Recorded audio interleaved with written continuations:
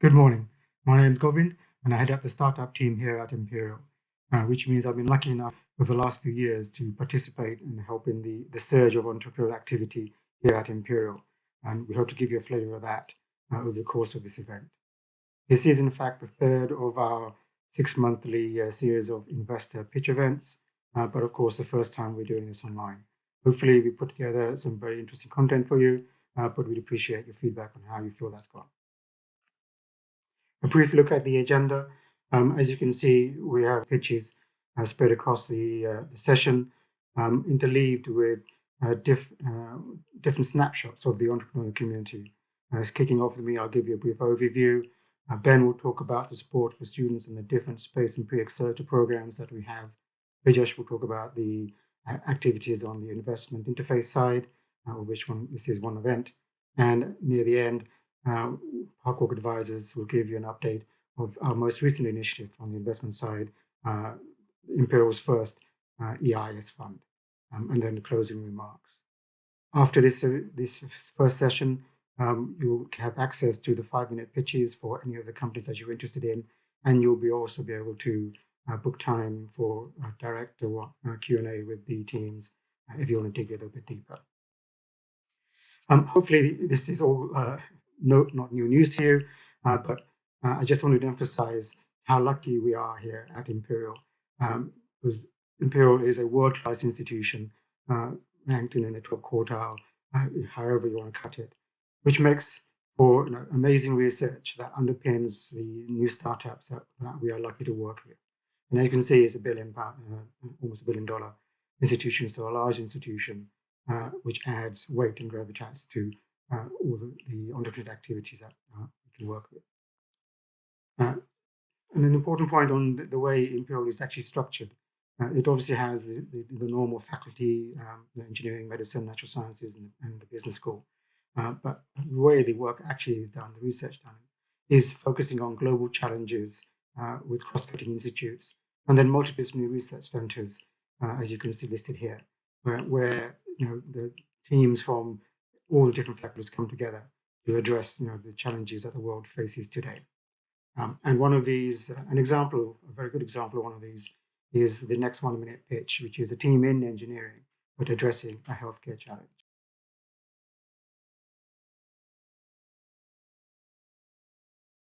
Hi, I'm Professor Molly Stevens from Imperial College London. I'm delighted to present to you our QuickSign proposal, which is about development of a new amplified lateral flow based test for very early detection of COVID-19. Now, the reason this is really important is because at the moment we're relying on either PCR-based technology for early detection, which needs to be in a resource-rich setting, such as a hospital or with particular instrumentation, or we will be relying on antibody-based tests, which can be performed at the point of care, but only tell you later on if you have the disease. What we want to develop is a test that can tell you really early on if you have the disease at the point of care in a really cheap, portable format that patients themselves would be able to use. Our technology is called QuickSign, and this is really the basis, based on a lot of work from our group and our centre, which is called iSense. I'm Deputy Director of iSense. It's a wonderful multidisciplinary centre. We look at infectious disease for the last few years, tracking of diseases, development of sensitive tests, and also integration of these into online care pathways. So we have a huge amount of experience in this area, and also working with Public Health England. This is one of our recent papers in Nature from last year, where we look at how detection systems and point-of-care tests, for example, can be integrated into mobile health technologies for mapping of disease spread. Within this photo, you can see one of the students from iSense who is looking at some of the tests that we've developed and also other commercial tests within the field in South Africa. Now, we have a huge experience on the development of nanoparticle-based biosensors, and this is really important in terms of being able to make very, very sensitive amplified detection technologies. We think about the material that we can use, we design these in very special ways, and we functionalize them with different molecules to be able to achieve ultra-sensitive biosensing. You can see here some of our previous work. This is for detection of early HIV, a protein called P24 on the virus, and we were able to outperform the commercial tests that were currently available and actually get into that acute stage of very, very early detection. And this is because of the particles we've designed, and they can give us this much more sensitive early detection of early viruses. Now, within this project for QuickZyme, we already have identified all the reagents that we need, and we have gotten hold of those. We've designed our tests. We now need to finish making it. And we have wonderful partners with Abingdon Health who are going to help us to manufacture it and also go through the regulatory proposal alongside with our partners at the London School of Hygiene and Tropical Medicine. We also have partners within the healthcare system, in particular Imperial College Healthcare, NHS Trust, and also very strong links to Public Health England. We estimate that it will take us 6 months from starting this grant to actually being able to use this in the outbreak monitoring. Thank you very much.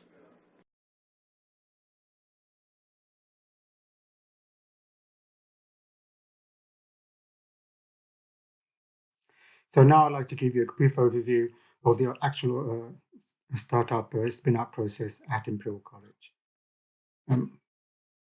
This will just show you the sort of normal linear process that you might be thinking. Research, looking at whether the idea and the invention can be protected, and then looking at the licensing to a startup or to an external company. Digging into how we actually do that at Imperial, there's a lot more detail and different sets of teams that work on it here. If we start on number one, the IP sourcing, we have faculty-based teams, deep sector experts based in the faculty who are the primary interface with the academic teams. They will look at and assess the ideas, work with the academic team to see whether it's protectable. Assuming there is some commercial potential, then the startup team will start getting involved and work together with the IPC teams and the academic team to evaluate the project, look at the commercial strategy, interface with customers to work out what the market pull actually is as opposed to technology push. And then a very important point to note is that whilst we have a range of teams at Imperial, we also make use as much as we can of external sector experts. An example of that is the ITES, which is at the moment based around in the Faculty of Engineering, where we have experts, entrepreneurial experts who have been successful in their sectors in the engineering space, and the different teams can just get ad hoc support and advice on what you think of this idea, to much more detailed support and commercial strategy and outsourcing. And sometimes for selected opportunities might even join the team of the startup if it spins out. So what that means is that what that's trying to show you is that there is a lot more around that linear process. A lot of education, of programs, pre-accelerator programs are becoming about. There's interfacing between external large companies. We are getting input from different networks and mentors. There are space facilities, which you'll hear about later, that can be used to trial and test things out. So there's lots of cross connections across a whole bunch of different activity across Imperial, making for a relatively complex picture. But the point being is that we can access and use and integrate the right expertise at the right time in the entrepreneurial journey. Then going further into how we work with actual startups. Imperial, as a first in the UK in 2017, launched a Founders' Choice program where we gave the academics a real choice between the amount of support that they get from Imperial College against the amount of equity that they can keep. So jointly driven is a normal process. We all work together as best we can and do whatever is needed to support that startup.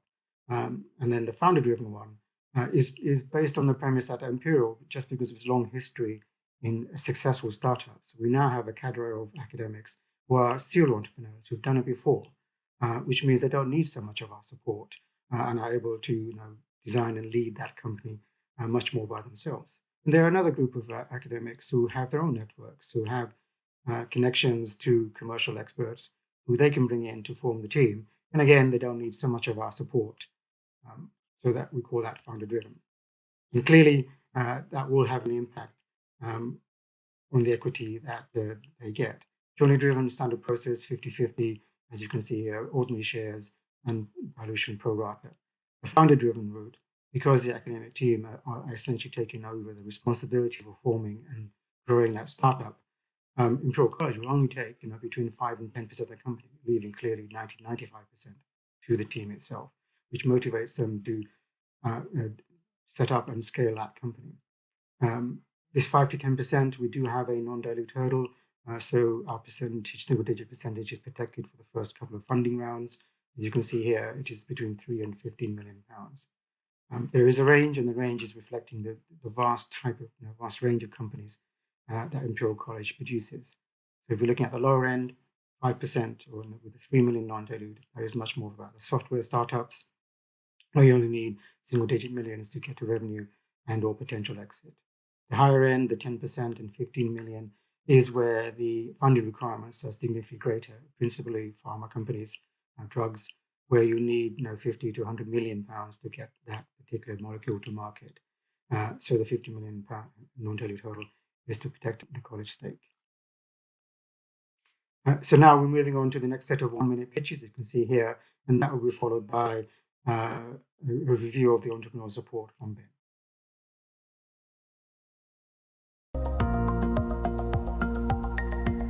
We're Earwig, and we're helping to boost productivity and happiness in construction with the first jobs marketplace built on workers' reviews.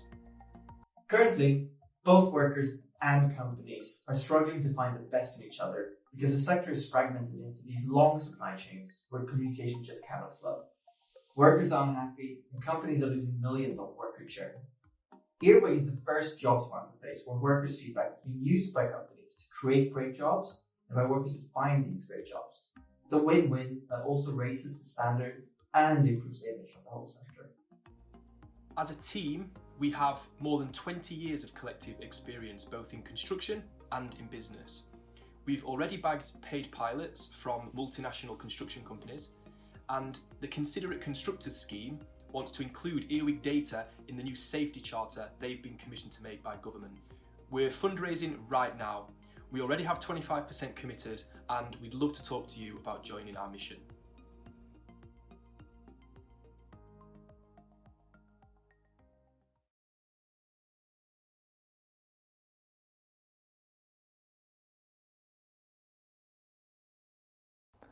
Hi, my name is Albert, and I founded Furo Systems along with my close friend Elliot during our masters at Imperial College London. Cities are more congested than ever before, travel times are getting longer, and pollution is becoming a very serious concern. We founded Furo Systems to provide sustainable and clean solutions to modern urban mobility. Furo Systems is an engineering and product design company focused on developing unique high-end electric bikes and electric scooters with a focus on performance, functionality, and minimizing manufacturing costs. We then retail our products using a direct-to-consumer approach. We bootstrapped the company to profitability with no external funding. To date, we delivered over 850 e-bikes and e-scooters with sales of £748,000 in 2019, representing over 300% year-over-year growth. To meet the rapidly growing demand for our products, we are looking to raise a seed round of £500,000 to expand our product line, finance stock, increase our marketing reach, and expand our team.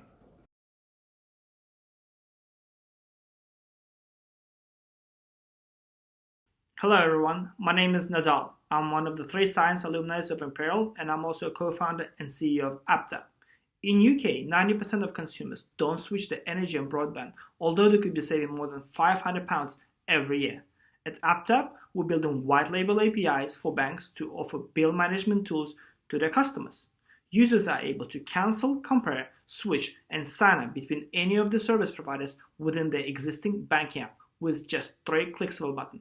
We make money through affiliate revenue from the switching users to new service providers that we then share with the bank. We're also charging a bank tiered licensing fee for our software. We launched our web app last week, and we have a pilot coming up with a tier 2 bank this June, so it's a perfect time to invest.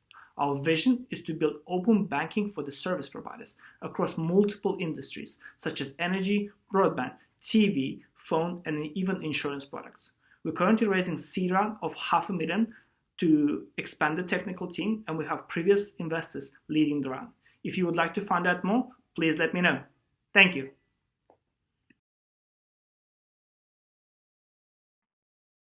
Hi, my name is Ben Mumbycroft. I'm Director of Entrepreneurship, and I'm going to tell you a little bit more about some of the entrepreneurial support programs we run at Imperial College London. Perhaps the best description I heard of Imperial came from a mentor at a recent meeting, where he described Imperial as basically a giant ideas factory. So Govind has told you a little bit more about the part of the factory that deals with the commercialization of academic IP. Today, in this session, I'm going to talk a little bit more about how we support students, PhDs, and in some cases, early career researchers or postdocs to develop entrepreneurial skills and launch new ventures. So, as Govind has already alluded to, at first glance, the Imperial ecosystem can seem like a hyper-complicated web of very different programs, events, activities, and initiatives. But over the next couple of minutes, I'm going to try and simplify the picture and help you make sense of the different entrepreneurial support programs and activities that we run at Imperial. So, starting with, effectively, we have 3 centres of excellence. At South Kensington, we have the Imperial Enterprise Labs. This is a dedicated student entrepreneurship centre with a team of 10 staff who run a range of different extracurricular entrepreneurship support programs over the course of the academic year. Moving across to White City, we have the Imperial College Advanced Hackspace. So again, a dedicated prototyping facility that's open to all students and staff that runs a range of different support programs that help students and staff to learn prototyping skills to actually make their ideas happen. And then finally, we have the White City Incubator. So a dedicated business incubation and shared wet lab facility based at White City, again with a dedicated team of people who not only look after the tenants, but also run extracurricular support programs. In addition to that, we have 2 standalone programs. So the Imperial Tech Accelerate program, which is a program for early career researchers or postdocs. So this helps them to, or gives them a small amount of funding to actually get out of the building and talk to customers about their IP or technology. And then also we have the MedTech Superconnector. So this is a flagship multi-institutional accelerator program for PhDs and postdocs, led by Imperial but funded by Research England. And it has a number of high-profile partners from the Royal Veterinary College to the Royal College of Art and the Institute for Cancer Research, among others. So trying to make sense of all of this into kind of one integrated entrepreneurial journey. So this is very much a work in progress, but hopefully this gives you a sense of how the various programs and activities fit together. So on the left-hand side, we have it's very much the domain of skills development. And as we move across to the right, then it's more about commercialization and the creation and development of a venture. So on the first side, so if we think about how we inspire entrepreneurs very much and how do we help people to better understand what characterizes an entrepreneurial mindset and to learn entrepreneurial skills. So we have a range of activities like the how-to talks, the speaker series we run at the business school. At the Hackspace, they run sort of open events that really try and get people to come, meet together, network, and start to think about their entrepreneurial journey, how they might develop the skills that they would need. We then have a range of extracurricular education programs. So the incubator runs an innovation academy. So every week you can learn about a different business topic. And at the Hackspace, you have a range of different programs that help people to better understand, say, for example, how to create how to print a 3D product. We then have the exploration phase. This is when we have programs like Pitch and Mix, where any student can kind of pitch their idea and look for find teammates. Idea surgeries, again, where any student can kind of come and meet with me and the team and talk more about their idea and how they can take it forward. And also a new program called Pioneer Fund, where anybody can apply and we award grants of £500 to help students get out of the building and start to think about their target market and their value proposition, and very much with the intent of helping students to create something that people might actually want to buy at the end of it. Moving on further from that, we have our kind of our standard entrepreneurship competitions and boot camps and pre-accelerator programs. So we innovate a flagship program for female entrepreneurs, IB Pitch, a program we run at the business school, Venture Capitalist Challenge, which is the UK's largest student entrepreneurship competition with a prize fund of £90,000. And also we have programs like the Innovators program at White City, the Tech Accelerate program, and MedTech Superconnector. And then finally, very much at the sort of outer edge of the support we offer is where you have established teams, they've validated their idea, they've maybe won some prize money, and they're on their kind of journey to raising investment. And here we have services like experts in residence, where any student can come and meet with an expert on the kind of open surgery sessions. We have experts in marketing, branding, finance, product development, tech, a whole range of different subjects. And also the Imperial Venture Mentoring Service. So a really high-level network of over 50 mentors, all of whom are either successful serial entrepreneurs or who are captains of industry. So people who have spent their career working in high-level roles in corporate positions. And this is where any our more advanced teams can actually get 2 to 3 mentors, and they will support that team to the point at which they raise investment and they form their first board. And all of this forms a kind of a pipeline, a rich pipeline of talent that feeds up to people like Brijesh, who you're going to hear from in a minute, who's Imperial's new seed investment manager. So we very much, it might start with skills development, but out of all of this, we see a number of really interesting startups that ultimately are looking for funding and investment. Something that we're working on at the moment is how do we optimize the route? So how do we optimize the range of programs that we're delivering so that as teams go through that, they're actually progressing. So we're experimenting with a new methodology from KTH, which is a tech institution or university in Stockholm. And they have developed something called the innovation readiness level, which effectively maps commercial readiness against 6 different parameters, each of which is scored 1 to 9. So very much as all of our teams are starting to move through the different programs, we're taking their innovation readiness level scores. And as this progresses over different programs, we expect to be able to track this across the ecosystem. Just in terms of a few quick numbers, so in any given year, we're engaging in excess of 2,000 individual or unique students. And if we think about an output measure, well, for the last year that we have numbers available, so 18-19, we have 56 student startups formed. And the overwhelming majority of those startups are what I would call innovation-driven enterprises. They're not lifestyle businesses or freelance businesses. They're very much tech-driven businesses, and they're looking for investment. In terms of rewards to inventors, so this is very interesting, complete counterpoint to what Govind was talking about earlier with our academics. So at Imperial, students own their own IP. So typically, most of the people we're helping, we don't have a stake in the business, nor do we seek a stake in the business. Students own their own IP in the vast majority of cases. So then why do we do it? Why do we put on all of these kind of support services if there isn't a kind of immediate return? Well, partly it's part of our core mission. So very much at Imperial, it's not only it's a world-leading science and research institution, but we want to translate the benefits of that research or the impact of that research for the benefit of society as a whole. And we see, helping students to actually have ideas and commercialize them as being true to that mission. It's about recruiting the best talent in the world. So Imperial is highly ranked. We are competing for students with the best institutions in the UK and internationally. And all of our competitor and benchmark institutions are all putting a similar amount of effort into supporting very early stage entrepreneurial development. It's about investing in the long term. We want to build a community. We don't just want to kind of focus on building a community for the next 2 years. We see this as a long-term play. To build and develop a thriving entrepreneurial community, we've got to invest in these kind of grassroots activity for the next 5, 10, 20 years. And ultimately, we see this as a route to developing future philanthropy. So ideally, our teams will go on, be successful, and then because we've supported them in the early stages, that potentially we can then kind of capitalize on that in future years. And finally, it's what it takes to build a world-class ecosystem. So Imperial isn't just fantastic in terms of the academic IP and commercialization. We want a rich and vibrant scene of talent coming up through our students, be they undergraduate or PhD students. So that's all I've got to sort of tell you about. Again, my name is Ben Mumicroft, Director of Entrepreneurship. You can find out more by going to the Imperial the enterprise section on the Imperial website. Or if you've got any questions or if anything isn't that clear, just email me on the address there. So that's everything from me. Now I'm going to hear some more 1-minute pitches from Bumblebee, Deepfinity and Dash. And then finally, you'll get to meet Brijesh Roy, who's Imperial's new seed investment manager, and we'll tell you more about the work we're doing in building our investor community. So thank you very much.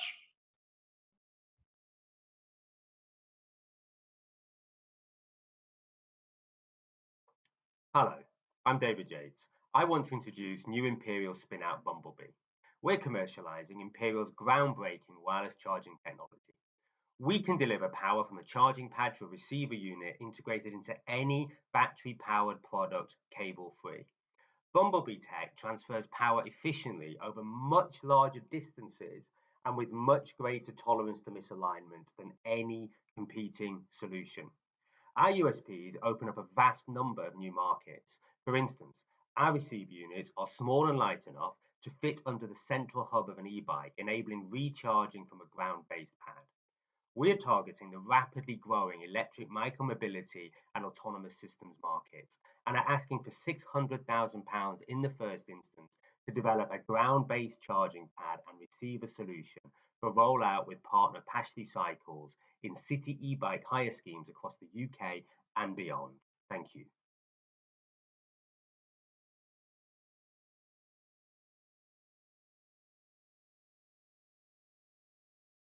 Hi, my name is Arthur. I'm the co-founder of Deepfinity, and I'm here to talk to you about how these have become a huge problem at buildings. As you know, online shopping, well, it's simply booming, and a lot of parcels are delivered to buildings with receptions or mailrooms. Now, the poor staff at these buildings has to log every single parcel manually. While one parcel might not take long, doing hundreds a day is a very, very time-consuming, laborious, and error-prone process. This is why we decided to digitize the entire process with our application called Parcel Tracker. So Parcel Tracker works as follows. When a parcel comes into the receptionist uses our app. We just scan the parcel label, we extract all of the relevant information that they would have otherwise logged manually, and we notify the recipient telling them, well, come collect your parcel. To date, we have about 30 buildings using Parcel Tracker, scanning upwards of 40,000 parcels every single month. And best of all, they're paying for it, and receptionists and tenants love the system. Now, Parcel Tracker is going to act as a stepping stone towards other logistics software, such as reverse logistics, and we're currently raising a £250,000 raise to make this happen. We'd love to have you guys on board. Thank you very much.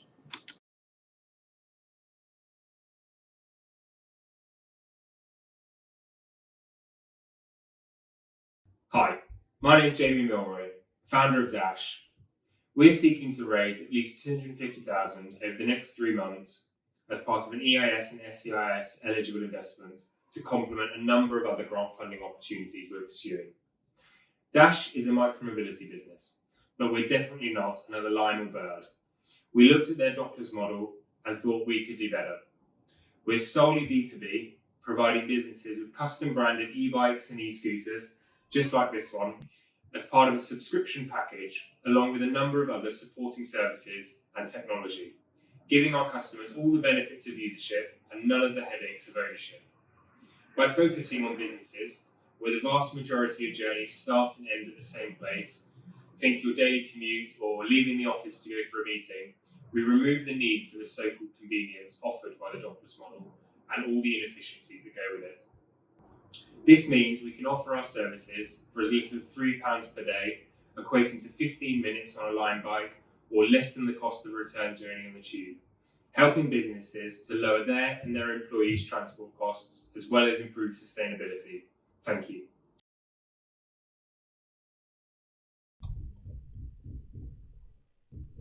Hello and good morning. My name is Brajesh Roy.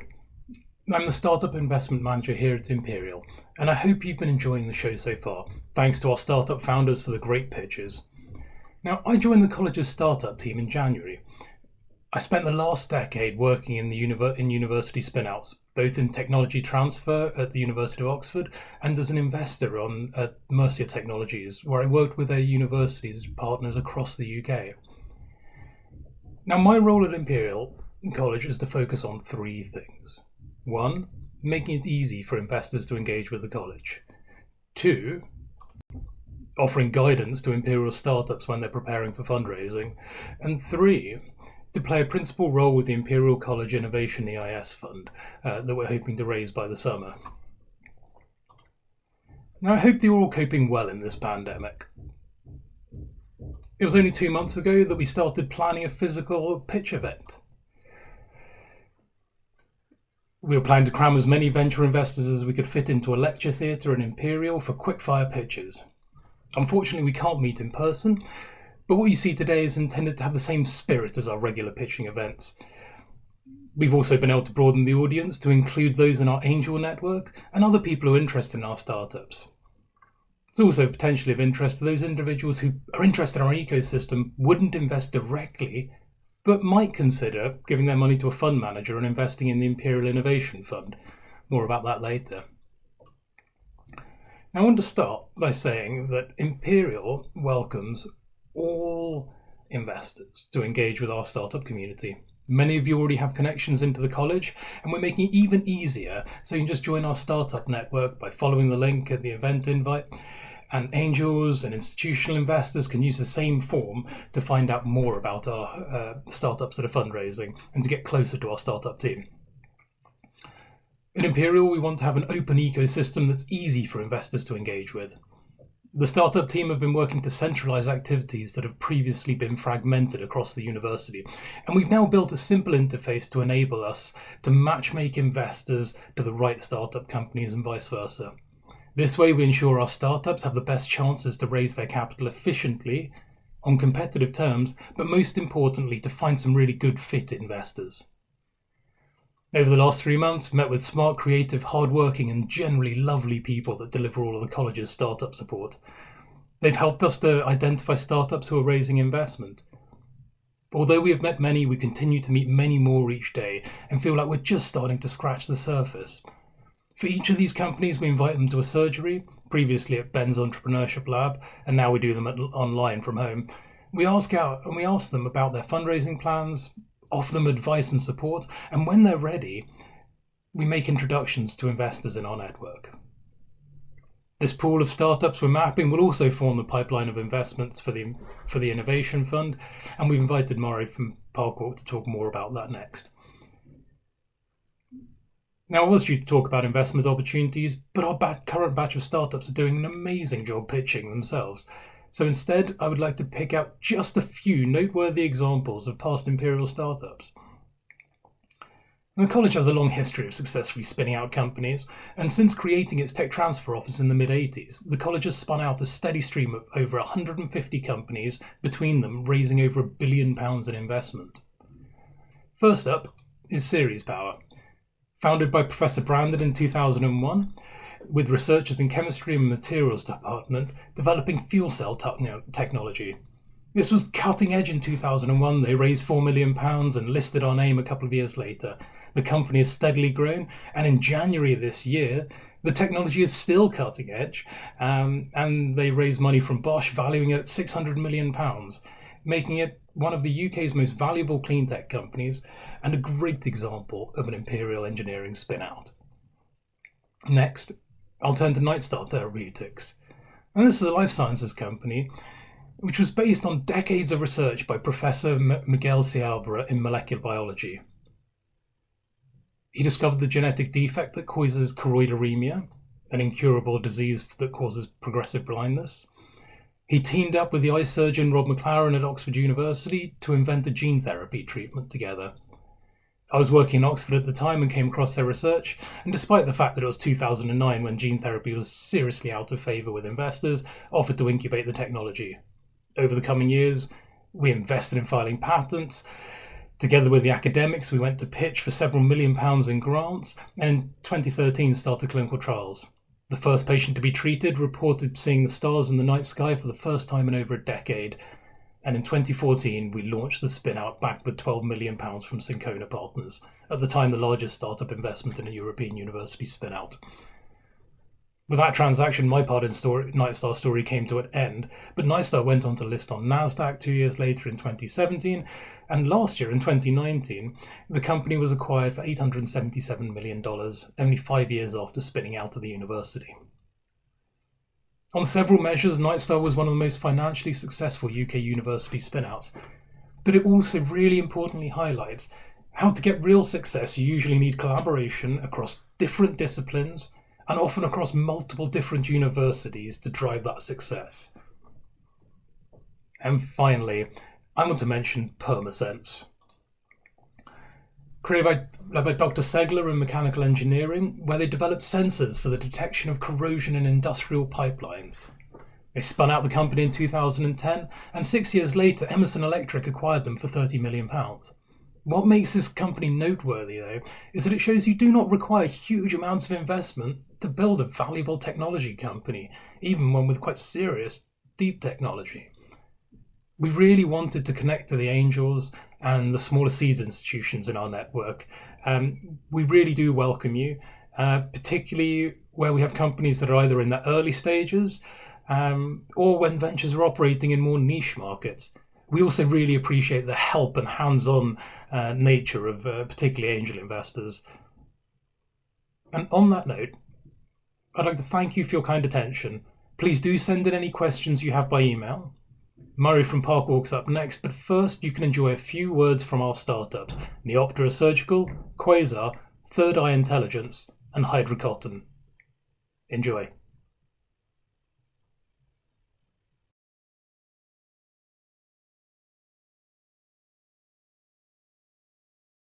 Hi, I'm Riccardo, founder of Neoptera Surgical. We are a medical robotic startup looking to help people suffering from drug-resistant epilepsy. Most of these people, 30 million worldwide, require to undergo surgery as the final treatment to living a normal life. The most promising treatment is the laser thermal ablation, but the delivery system is still far to be effective in the current design. A straight cannula needs to reach and ablate a curved part in the middle of the brain, with a high risk of damaging the optical nerve without a full ablation of the target area, so the patient will require to do further surgery. Neoptera has developed a solution, a robotic-driven steerable catheter that can safely reach the target area and ablate accurately with less risk for the patient and better treatment outcome. So far, Neoptera has reached a TRL robotic ecosystem designed for multiple neurosurgical procedures. The robotic features a planning navigation software and a medical-grade catheter with key technology has an international patent. We are looking to raise £2.2 million to create the next generation of the robotic platform to get the medical certification. The robotic team behind the neurosurgical system has more than 30 years of experience in robotics, and it has developed the robotic system in collaboration with international medical champions in USA and Europe. If you wish to collaborate with us to bring the product into the hospital and help people suffering from epilepsy, please get in touch.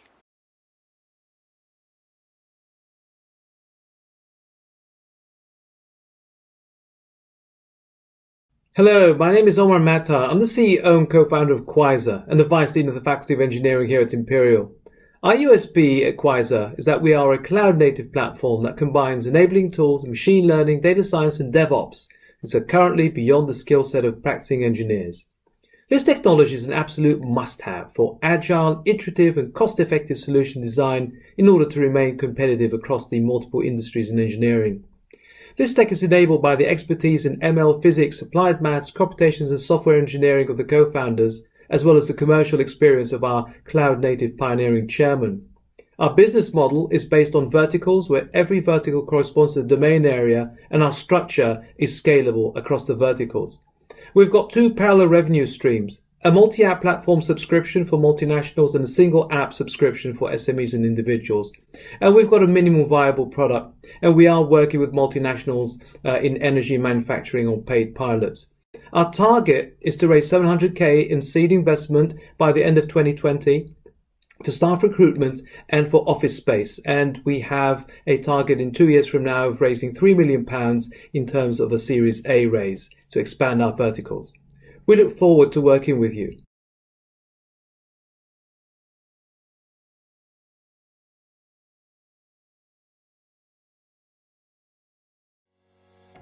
Hi, I'm Sam, the founder of Third Eye, whilst also being a PhD student at Imperial College in AI and computer vision. And we are dedicated to upgrade critical care medicine, where doctors are ill-equipped to analyze a deluge of patient data in a short time frame. To address this, we have developed an evolving AI system for predicting the risk of multi-organ failure, through which we enable targeted treatment planning, efficient resource utilization, and more importantly, higher survival rates. So far, we have trained and tested our method on the largest hospital dataset available from MIT and have been sponsored by Imperial and Amazon Robotics through the Imperial Enterprise competition. And we're currently looking for help with connecting to digital health records industry and an investment of 350k to perform alpha testing of our method for prototype completion and proof of efficacy in an actual hospital environment. If you would like to help us on our crusade, please get in touch, as every second of life matters, and we utilize it all.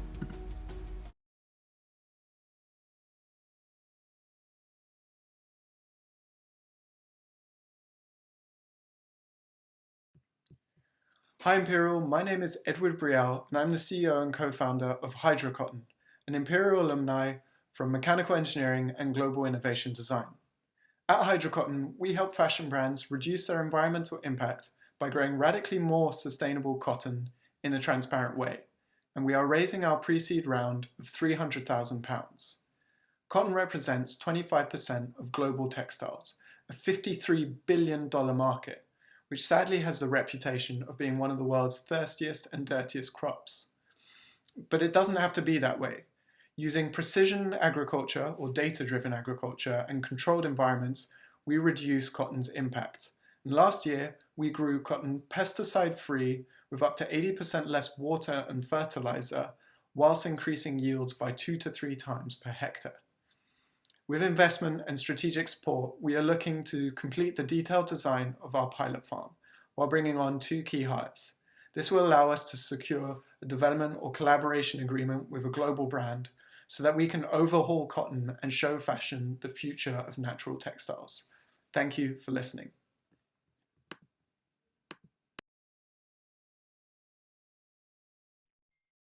Hello, I hope you enjoyed those company presentations. My name is Murray Wright and I'm a co-founder of Parkwalk, which is an EIS fund manager. We set up Parkwalk 10 years ago and we're now the largest EIS fund investing in university spin-out companies.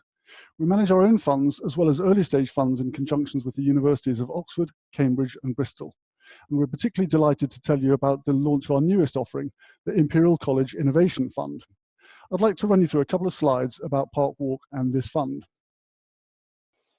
Some of the companies we just saw will be pitching to the fund's investment committee in due course.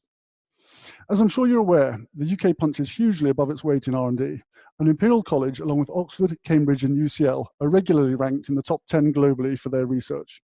Our goal is to transfer some of this outstanding research into commercial success. So under the umbrella of the Enterprise Investment Scheme, we invest in many of these companies to show that it's possible to build deep tech companies that can deliver attractive investment returns for investors. Over the last 10 years, Parkwalk has invested in over 125 spin-outs and has had 30 exits to date. Roughly half of those have been successful and half not. With the benefits of the EIS, this has led to some good returns for our investors.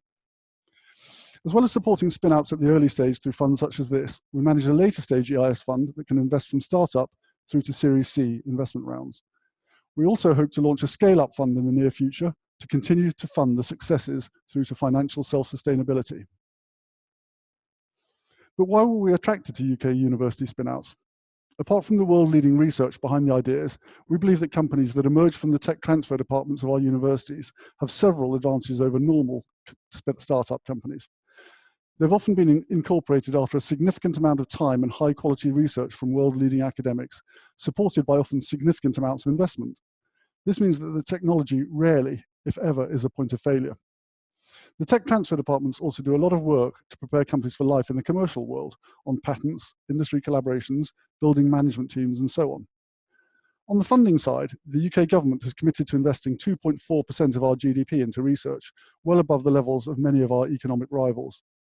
There are multiple sources of grants in the UK and the EU to support projects, including Innovate UK, Horizon 2020, and so on. In the UK in particular, there's also a strong culture of early stage investments under the auspices of the EIS and VCT schemes. And then there are other specialist investors, which I'll describe in more detail on the next slide. Parkwalk generally, and this fund particularly, will invest alongside other investors in syndicates.